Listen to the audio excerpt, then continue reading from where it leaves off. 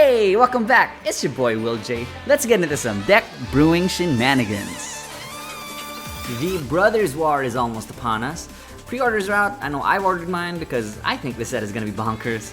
I'm not sponsored or anything, but if you'd like to see me open my box or something, do let me know. I also owe you guys the face-off of the Dominaria United secret precons, and I think there's a good chance I'm gonna get some gameplay video on that. But first, I wanted to do a deck tech on one of the spoiled legendaries of the upcoming set, and one of the titular brothers in the Brothers War, Mishra, claimed by Gigs. He's a 4-mana value 3/5 Phyrexian human artificer with a wall of text. Whenever we attack with any creature, each opponent loses X life and we gain X life, where X is the number of attacking creatures. Then, if Mishra and a creature named Phyrexian Dragon Engine are attacking, we can meld them together to form Mishra, Lost to Phyrexia, which then enters the battlefield tapped and attacking. Now that card also has its own wall of text, but essentially when it enters the battlefield or attacks, we get to choose 3. Target opponent discards 2, we deal 3 to any target, we destroy any artifact or planeswalker, creatures we control gain menace and trample, creatures we don't control get -1/-1 until end of turn, or we create 2 tapped Power Stone tokens. A lot of abilities, a lot of utility. I don't have to say it, you know it. The coolest part about this commander is that we can get lost in Phyrexia.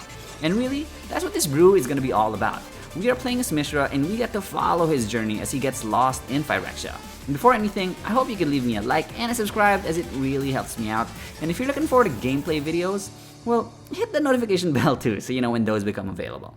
I'll go over the themes and card choices I've made for the deck, and this includes our usual themes of ramp, removal, and draw, but also there are deck-specific themes, namely tokens, morphin time, protection, and something we like to call UBP or utilities, bombs, and pets.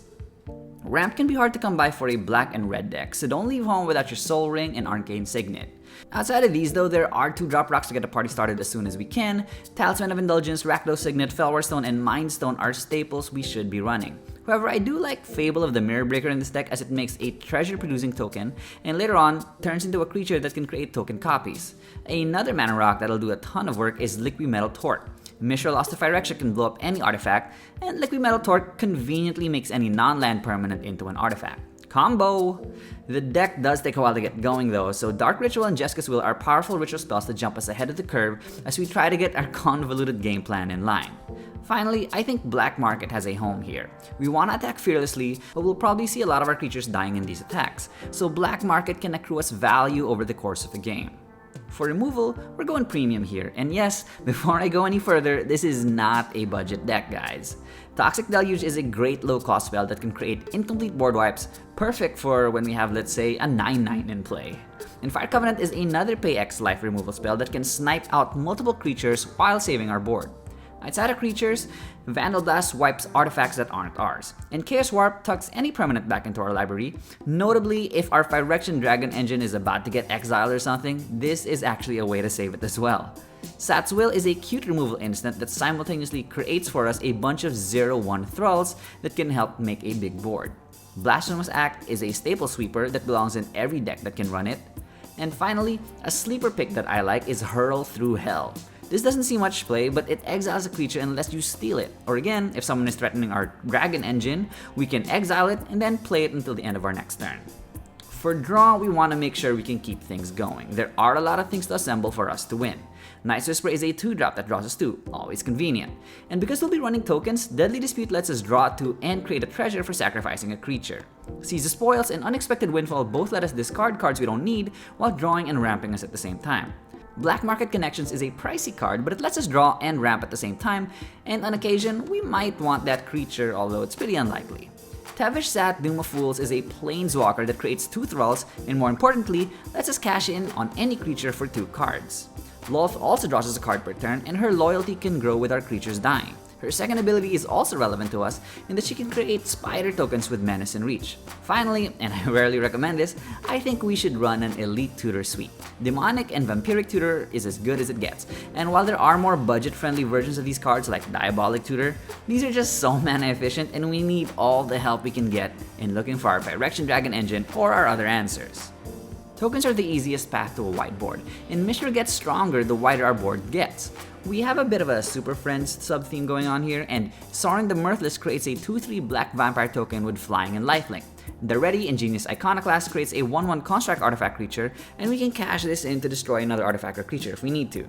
And Zariel also creates a token, this time a 1/1 devil that can deal 1 damage when it dies, while also presenting a terrifying emblem for us, giving us an extra combat step on our turn. Outside of walkers, Elemental Mastery lets us tap a creature to create X/1/1 elementals with haste, where X is the enchanted creature's power. Tempted Vengeance is a fun X spell for the table that lets us put X/1/1 elementals into play, and since it has Tempting Offer, we also give each opponent the choice to put X/1/1 elementals into play too. Then for each opponent who does, we get to create that many 1/1s as well. There's also Rise of the Dreadbarn, which is a good counterplay post-board wipe or post-Blasphemous Act, giving us X/2/2 Zombie Berserkers, where X is the number of non-token creatures that died this turn. While those effects produce burst tokens, we also want some steady incremental token production. Glasscast Heart is a 3-drop that lets us pay 1 life to create a 1/1 vampire with lifelink. Bitter Blossom is a pricey card that makes us a 1/1 fairy rogue with flying at the beginning of our upkeep. And when your mom tells you that you have Bitter Blossom at home, she really means Goblin Assault. It's a 3-drop that makes us a 1/1 goblin at the beginning of our upkeep that will have to attack each turn if able. Finally, we run a couple of curses to round out our token production.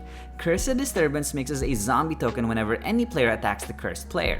And Cursed the Restless Dead nets us a decayed 2/2 zombie whenever a land enters the battlefield of the cursed player. Now I don't know if you've noticed, but thus far, we have run exactly 0 creatures.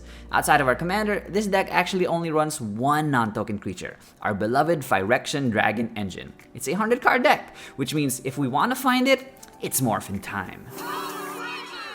Transmogrify is a 4-drop that lets us exile one of our tokens and transform it into our Dragon Engine. Reality Scramble has a similar effect, and it has Retrace, meaning if it gets countered, we can discard a land card in addition to paying its cost and play it from our graveyard. Divergent Transformations is a 7-drop that's actually really a 4-drop, letting us exile 2 creatures, meaning we have the added bonus of exiling an opponent's bomb if need be. And Chaotic Transformation is a 6-drop that hits all permanent types. While high mana value, it's really neat as it can morph us into our Phyrexian Dragon Engine, while also potentially upgrading our other pieces or getting rid of combo pieces of our opponents. Other ways to morph would be Shifting Shadow, a risky aura that we can put on a token to give it haste, and if it survives a turn, it'll let us put Phyrexian Dragon Engine into play during our upkeep, also with haste. This means though that we also need Mishra in play, and we need both of them to attack that turn, or else the Dragon Engine will be destroyed on our next upkeep. Lastly, we have Luca Coppercoat Outcast. His -2 ability lets us polymorph a token into our Dragon Engine, but unfortunately, his +1 is pretty useless for us. So we worked hard to get lost in Phyrexia. Now our job is to protect our melded creature. Outfitting it with a pair of shoes is the classic go-to to protect any commander-based strategy.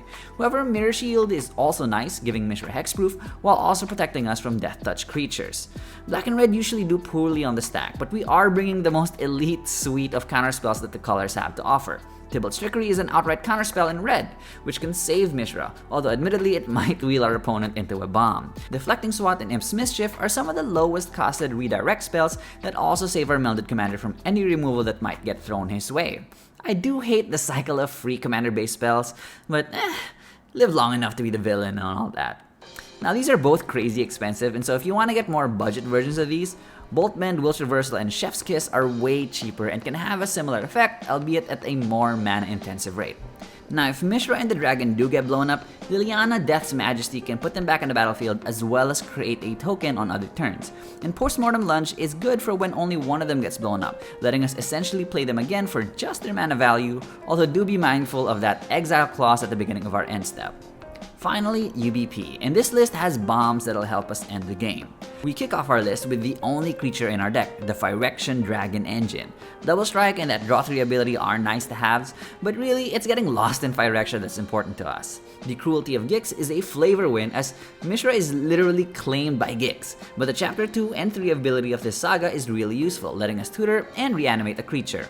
Mishra Lost to Phyrexia has an ETB trigger and an attack trigger, and Vanilla Mishra also has an attack trigger, so packing some extra combat spells is useful. And while Strionic Resonator isn't extra combat, it does double up the attack trigger, which is usually what we want.